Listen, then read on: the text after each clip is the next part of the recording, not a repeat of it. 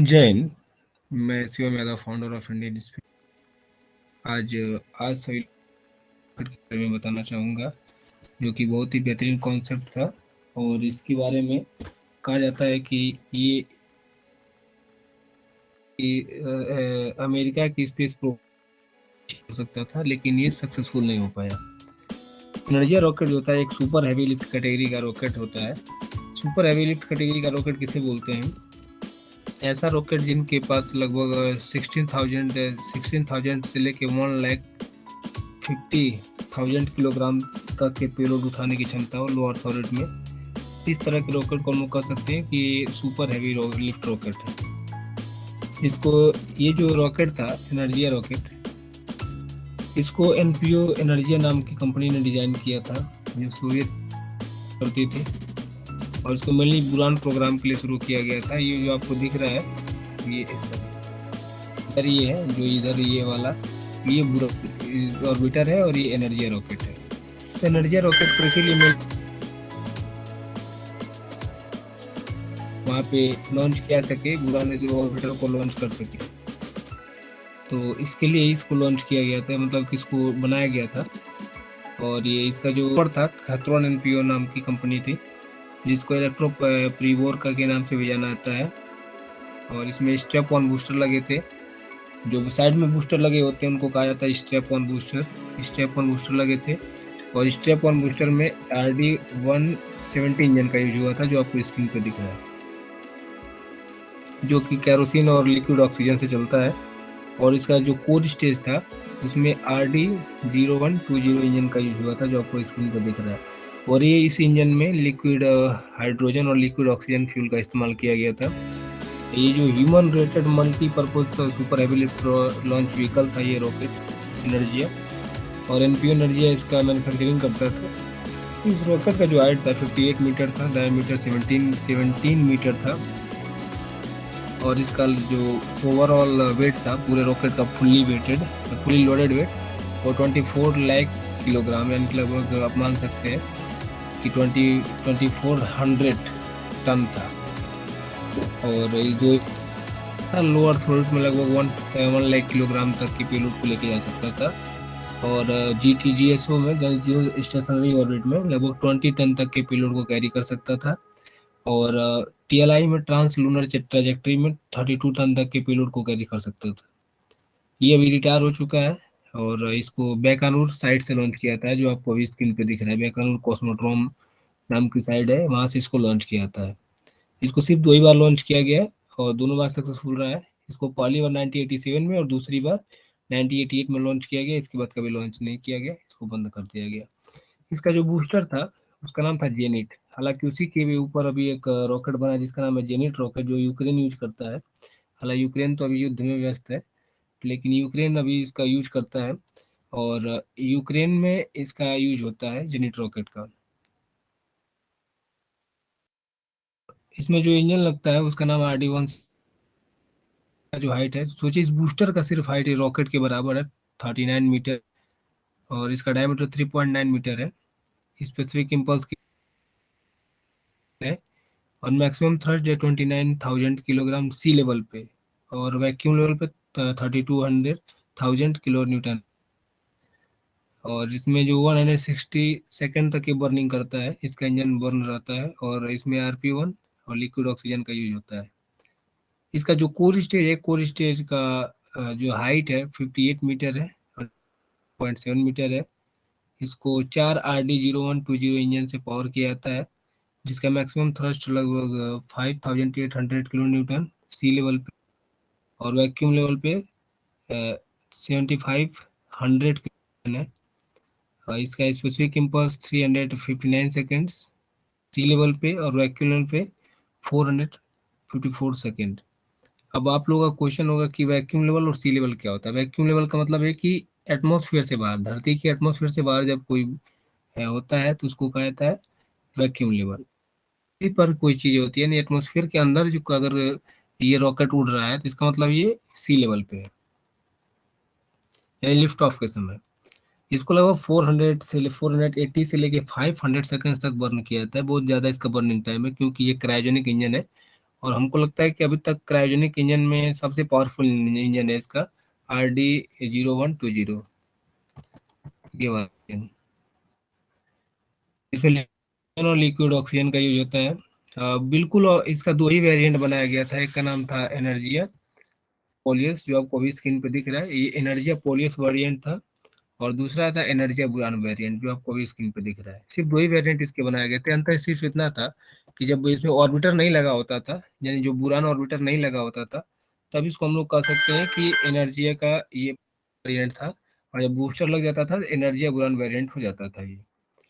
इसके development history के बारे में जान लेते हैं। 1976 में जब पहली बार हम लोग अंतरिक्ष में जाने का प्रयास कर रहे थे, तो उस समय रेस चल रही थी, सोवियत यूनियन के बीच रेस था। तो उन्होंने अपने सैटर्न 5 रॉकेट को सक्सेसफुली लॉन्च कर दिया, जो आपको अभी स्क्रीन पे दिख रहा है। ये बहुत ही पावरफुल, मानव इतिहास में सबसे पावरफुल रॉकेट इसको माना जाता है अभी तक का। अभी हालांकि इससे पावरफुल रॉकेट बन रहा है अभी स्टारशिप, लेकिन अभी वो बना नहीं है, पूरी तरह से बना नहीं है। लेकिन माना जाता है कि जो ये सैटर्न 5 रॉकेट था, ये अभी तक के इतिहास का सबसे पावरफुल रॉकेट है, जो 12 लोगों को चांद पे लेके जा चुका है। इस रॉकेट की खासियत यही थी कि 3 स्टेज का था और इतना पावरफुल था कि लगभग 140 टन तक के पेलोड को लो अर्थ ऑर्बिट में रख सकता था। इसी के बेस पे सोवियत यूनियन ने अपना एनुअल प्रोग्राम शुरू किया, लेकिन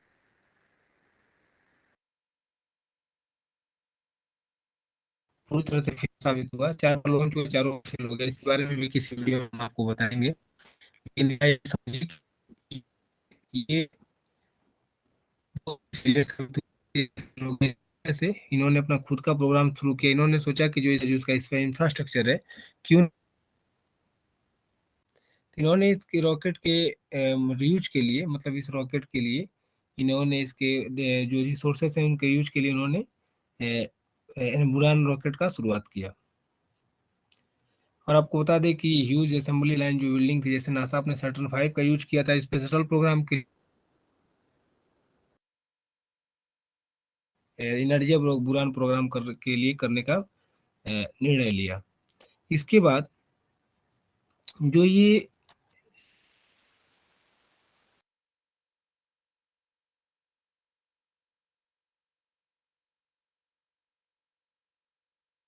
टाके ऐसे, और इसका जो असेंबली होता था ये हॉरिजॉन्टल की वजह से इसका इंफ्रास्ट्रक्चर बहुत बड़ा था।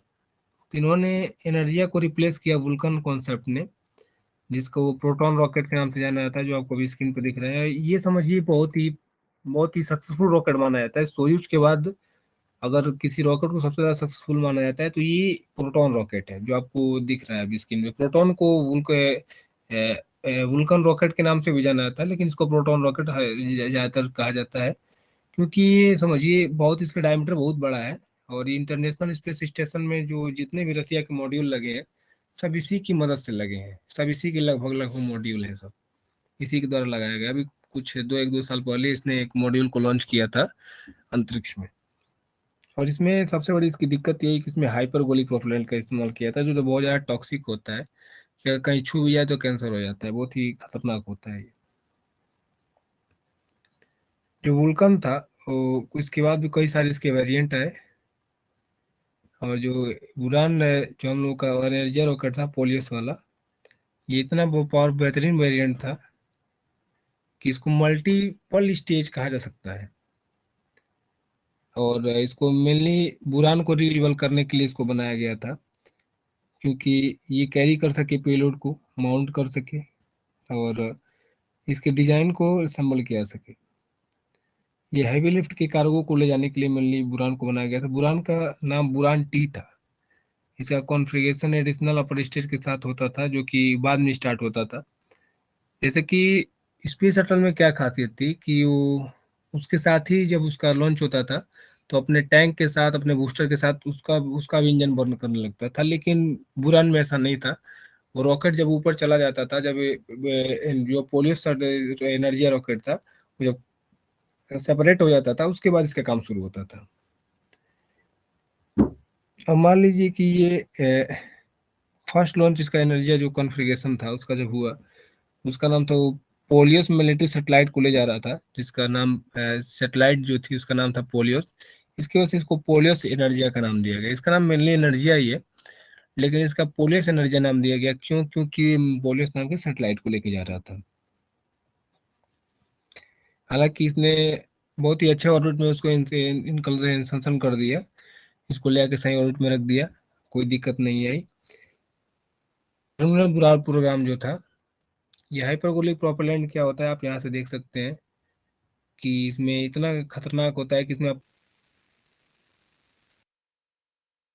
थोड़ा भी लीकेज होता है तो किसी की जान भी जा सकती है। तो इसमें इसका यूज किया गया था। चलिए इसके लॉन्च हिस्ट्री के बारे में जान लेते हैं कि इसका लॉन्च हिस्ट्री कैसा था। सबसे पहली बार 15 मई 1987 को लॉन्च किया गया बैकानूर कॉस्मोड्रोम। पोलियोस स्पेसक्राफ्ट को लेके गया और इसने इसको 15.155 किलोमीटर में लगभग 64.6 डिग्री के एंगल के इंक्लिनेशन पे इसको रखा। हालांकि ऑर्बिट में इंसर्शन अच्छे से नहीं कर पाया, इनकरेक्ट एल्टीट्यूड पे चला गया और फिर बाद में री एंट्री होके इसका खत्म हो गया, पूरा खत्म हो गया। फिर इसके बाद से इसको पहली और 15 मई 1987 को लॉन्च किया गया पोलिस स्पेसक्राफ्ट के साथ, और इसमें एफजीवी यानी फंक्शनल कार्गो ब्लॉक रखा गया, जो कि इंजन जो था ओरिजिनली इसको मीर मॉड्यूल के लिए डेवलप किया गया था, जो इन कोऑपरेटेड अपर स्टेज के साथ insert of the payload similarly to the Buran and the US space shuttle performing final instruction. Buran T upper stage had not yet progressive beyond the planning stages in the inclination orbit that had the 280 kilometer altitude of the 64.6 degree इस पे रखा गया था। इसको जो मैंने आपको बताया, इसको 64.6 डिग्री के एंगल पे रखा गया था इंक्लिनेशन पे।